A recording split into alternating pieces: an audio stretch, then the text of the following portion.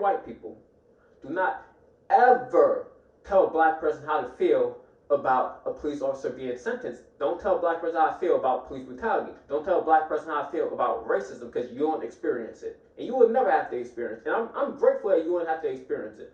I wish we wouldn't have to experience it as well. But you don't. So don't tell us how to feel about it. Keep it 100, I be feeling like Campbell soup over white rice. Baked chicken with the skin on. Yeah, Lowry's with black pepper. I'm fully seasoned with laughter. On June 25th, 2021, Derek Chauvin received a 22.5-year prison sentence for the murdering of George Floyd. So minutes after the sentence was handed down, I did a video speaking about it. And most of the comments were pretty positive. Most people said that, oh, he didn't receive enough time. Some people said things like, oh, he should have received the death penalty. Other people even said that his sentence was too harsh. That's your opinion, man. But that's all okay if people even say his sentence was too harsh. That's fine. I'm totally fine with that. I'm not even gonna argue with you about that. But what I do have an issue with people doing is telling black people how to feel about that case and police brutality in general. So there was quite a few comments of people saying that, hey, you need to be grateful that he got any time. Who the hell are you to tell us that we should be grateful that he was held accountable? He, unlike many police officers. In my George Floyd documentary, I covered that, I don't remember the exact number, but there are hundreds of cases of people that are killed the same way that George Floyd was murdered. Hundreds. Since, I believe, 2010. And none of those police officers were charged. The odds of a police officer actually being convicted of murder, while in uniform at least, while on duty, not talking about what they do off duty, for things that they do on duty, is 1 in 1,500. And you're telling us how to feel we should be grateful that Derek Chauvin got any time in the first place? When you go outside, you never ever have to worry about you, your wife, your kids, your family member, your friends, anyone that you care about ever being murdered by police because of your skin color. Not saying that white people don't experience police brutality as well, because police are maniacs for the most part. Police actually abuse their wives at 40% the rate of the national average. I'm going to do a story on that shortly. But police officers for the most part are maniacs. So anyone can experience police brutality, but for white people, it has never, under any circumstance, been because of their race. Black people, their risk of, they risk dying just for being alive, just for being black, just for having skin.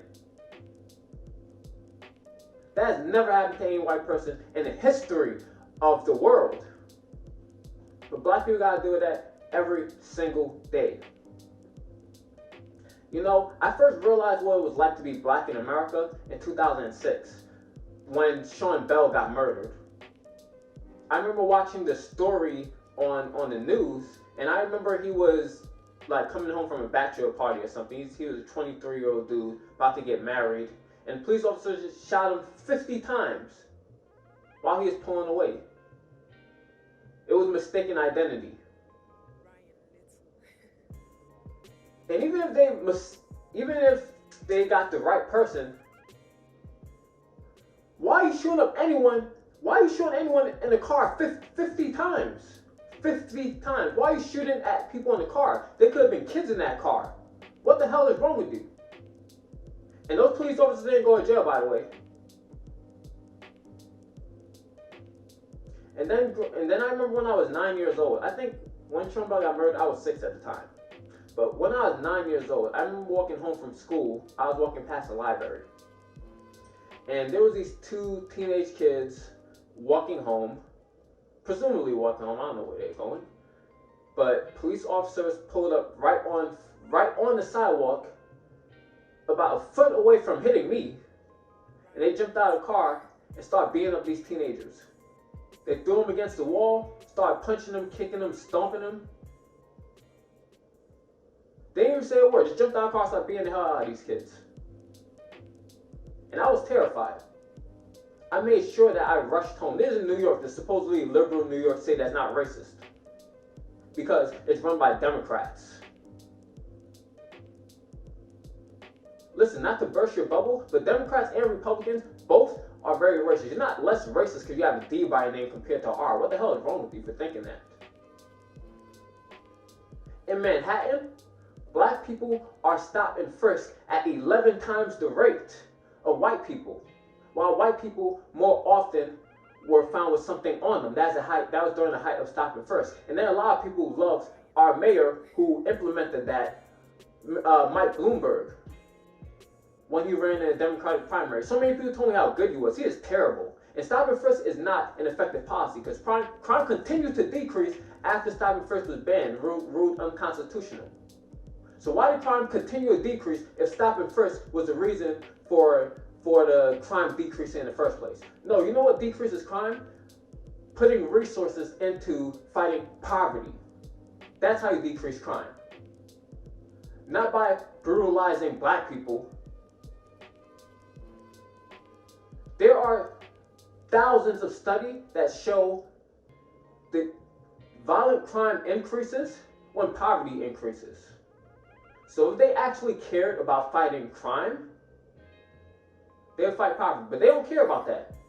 Because what they want to do is they want to primarily arrest black people. Most black people are in prison, not for violent crimes, but for drug use. More people are in prison for the use of marijuana, not even the sale of it, the use of marijuana than all violent crimes combined. I'm going to link the description below so you can see that. Every 25 seconds, someone is arrested for marijuana use. It's not dangerous. It's not harming anybody. All that you're doing is tweaking your consciousness. And black people are going to prison for that in record rates at 4 times the rate of white people. Then people want to tell me, idiots want to tell me, there's no systematic racism in America.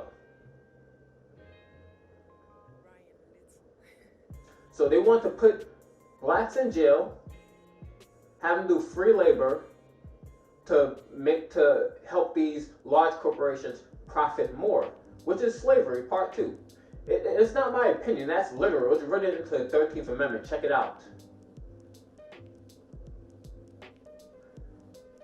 And another incident that happened with me, with the police officer, I was 13 or 14 years old. I was walking home from I was coming from the store, going to my nana's house.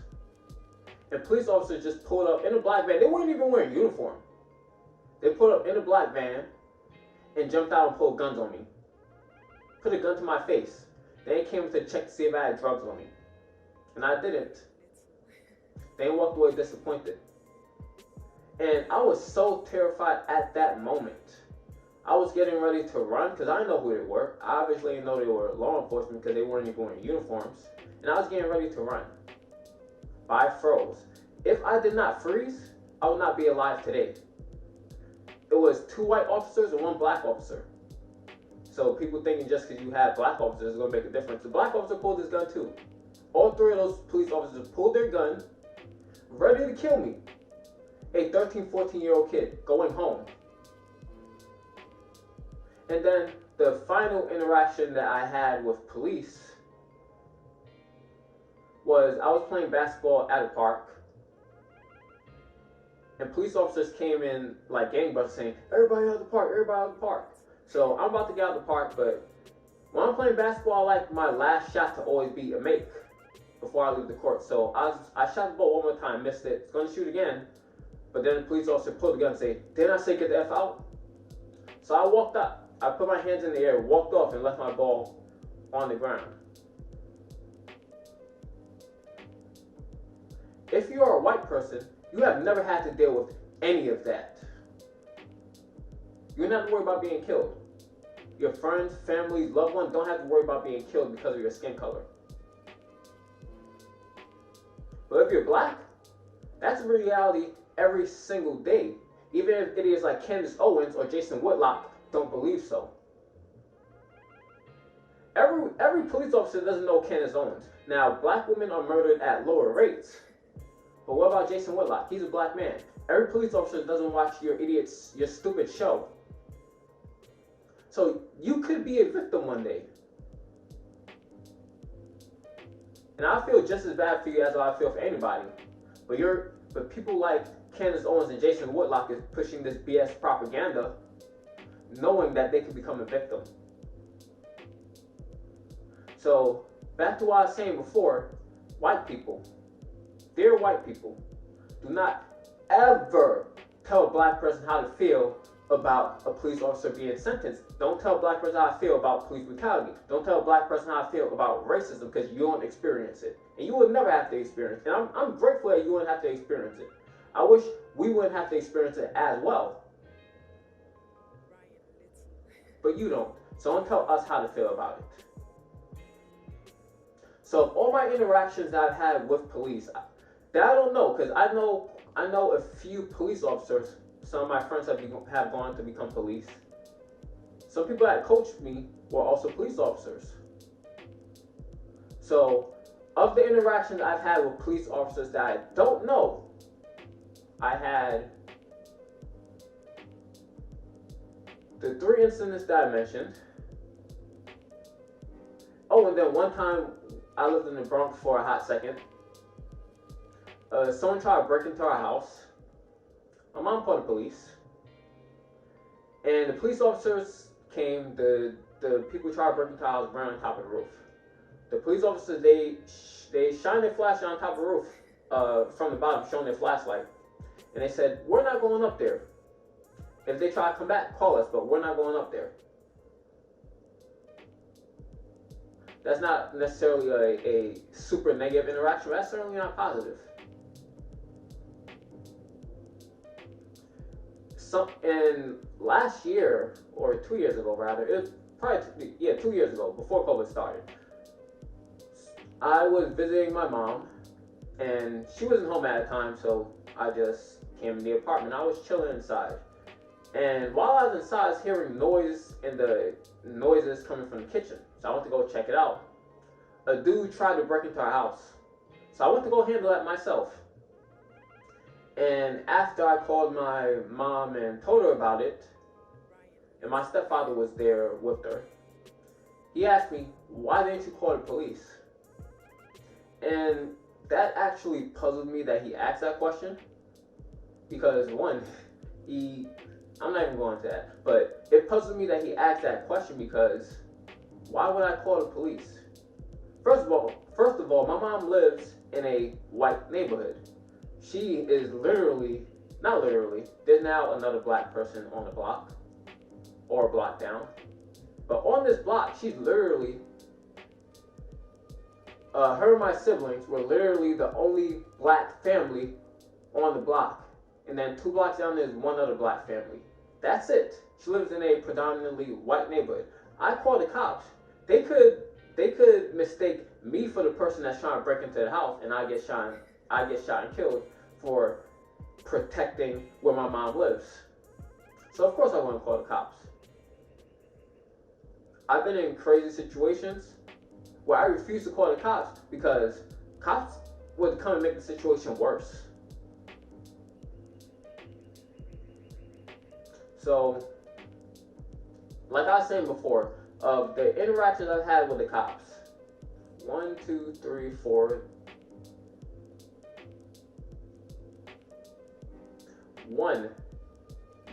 2 interactions were not negative. So 4 of 6 were negative. I don't know what that fraction is, 2/3, 66%. 66% of my interactions with cops I did not know were negative. So the positive interaction that I had, one of them was when I was playing basketball in the park, and the cop was saying, "Oh, I'll destroy your ball," like whatever. So we played ball. He actually won. He beat me 21-17. He was pretty good. So that was a positive interaction from a police officer I didn't know. And then the other one was an incident happened between my mom and stepfather, and police officers, they picked us up, and they were actually nice. They bought us food, and they bought my siblings and I food, and it wasn't, and they treated us nice and kindly. We were kids. So those were the only positive interactions I had with police officers that I did not know. So most of my interactions are negative, and every single male in my family has had negative interaction with police. And the vast majority of males in my family do not have a criminal record. But we've had those interactions because of our skin color. So, they're white people. You will never have to experience that, and that's great that you never have to experience that. But shut the hell up and don't tell us how to feel. That's all I gotta say for this video. If you like the content, like and subscribe to the channel, turn on the post notification. I'll post videos in the future. But I'll leave you with one more thing before the video is over, and that's the word of the day. The word of the day for today is empathy. Empathy is spelled E-M-P-A-T-H-Y. The definition of empathy is the ability to understand and share the feelings of another. So now I will attempt to use empathy in a sentence. A lot of white people, or rather white people who makes comments that we should be grateful for a police officer finally being held accountable, which is very rare, clearly lack empathy. Hopefully I use that sentence correctly. So again, if you like content, like and subscribe to the channel, turn on the post notifications because YouTube will not share my videos unless you do so. And yeah, that's all I got. Wait, no, it's not all I got. Why do I keep forgetting this? Like I haven't done like 100 videos already. So I also have a Patreon now. My Patreon is patreon.com/keep100dre. You can donate anywhere between $3 to $10 a month. It helps the channel grow massively. It all goes right back in the channel to make a better viewing experience for you. And if you want to donate any more than $10, I have a buy me a coffee account now. It's going to be, I can't remember the name of it, so it's right here on the screen displayed below. So you can donate. If you want to donate more than $10, if you can't afford it and really love the content that I do, I would really appreciate it very much. Also, you can donate any amount that you choose if you go to buy me a coffee. Compared to Patreon, it's the limit I set is $3 to $10. Other than that, if you can't afford to do either Patreon or buy me a coffee, it's fine. Just subscribe to the channel. I love you anyways. Other than that, watch my George Floyd documentary. It explains the system that allowed George Floyd to be murdered, just how much progress we made in the past year, if any, and how much further we have to go before progress is actually made, before justice is achieved. So yeah, that's all I gotta say for the video. I appreciate y'all. I've done this. Peace. Well, I've been stacking up. Nah, really that ain't accurate, cause I just spent my whole damn advance in the past couple months just to compensate for times we ain't have enough. Ooh.